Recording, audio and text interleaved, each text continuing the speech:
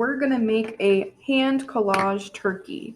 So I've got all my different pieces of paper. We're gonna start with the brown piece of paper. So if you don't have a brown piece of paper, if you don't have any of these colors, you can color paper to be that color. You can just color some white paper to be that color.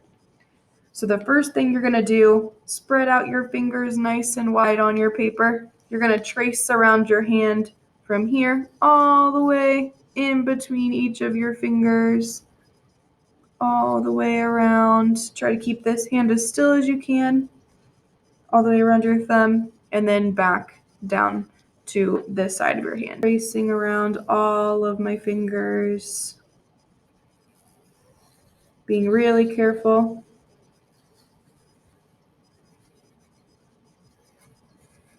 And then this part, I'm going to connect these two lines where they ended, just like that. So now I've got my hand traced. So if you've ever made a hand turkey before, you maybe would put on your thumb, you would put the beak and the eyes, and then these would be your tail feathers. But today we're gonna make a different type of turkey. We're gonna make a collage turkey. So what we're gonna do is we're gonna move on and we are going to make the eyes, the beak, the little gobbler, red squiggly line that sits next to the beak, and then we're going to make some tail feathers that we're going to collage with this. So let's go ahead and cut out our hand, and then we'll move on to make the rest of our stuff and cut that out as well. Start by making him some eyes. So all you need really is a white piece of paper and then a pencil or a black marker. So I'm using a Sharpie. I'm going to make two pretty big circles, and I'm going to make him some pupils. So just a closed in, colored in dot on the inside. And what else I'm going to make is I need some yellow paper, and I'm going to make him a beak too. So for the beak, I'm going to make something that looks like a triangle, but I'm not going to do the very bottom line of my triangle. I'm going to act like this shape is flipped over and make a diamond. Okay, so I've got my diamond shape. Once I have that, I'm actually going to make two little dots on one side for his nostrils on his beak. We also need some red paper, and we're going to make kind of a little squiggly line, and then we're going to turn that into a shape. So kind of like a snake. A little squiggly line. This is like the little gobbler part that hangs off of a turkey's beak. All right, so I'm going to cut out these shapes. I'm going to follow along the lines, but I'm making it easier for myself by cutting the shapes out. So now I've just finished cutting out all the shapes for my turkey's face. So for the beak, we're going to fold it right down the middle. So keep the two dots, if you drew two dots, on one side together and just fold it in half. And then if you open it back up, it's like his little beak is open. Just like that. And I've got his eyes and then the little gobbler part that'll go right next to his beak. So now let's make some tail feathers for our turkey. So our tail feathers are going to be like a football shape, but really long. So I'll show you what I mean on this orange paper.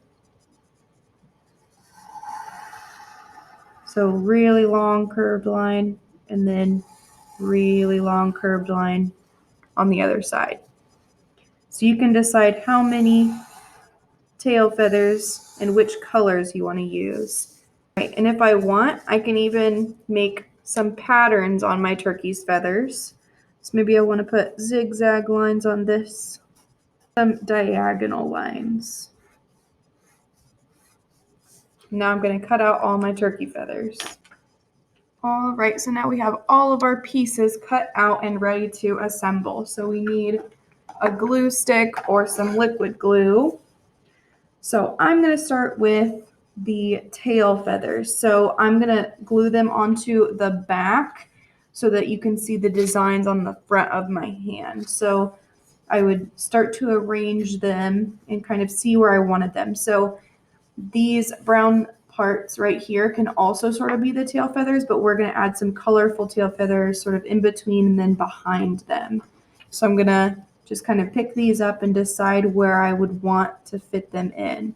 So this one I might put behind, and then maybe this one would go between, and I'm going to just put glue right here on the front of my turkey feather.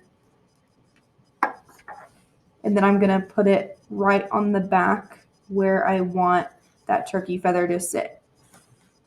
So I'm just pressing it on the back of the traced hand that I've cut out. And I'm going to do this with all of my turkey feathers.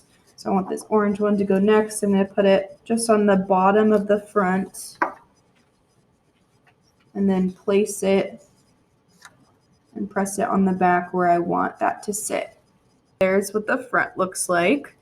So I don't have any of the feathers over here, but you could totally add feathers over here and go all the way across the hand. It just depends on what you want your turkey to look like.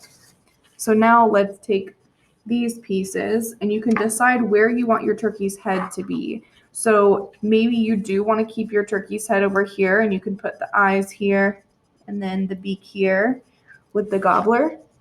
Or you can make your turkey's head all the way up here.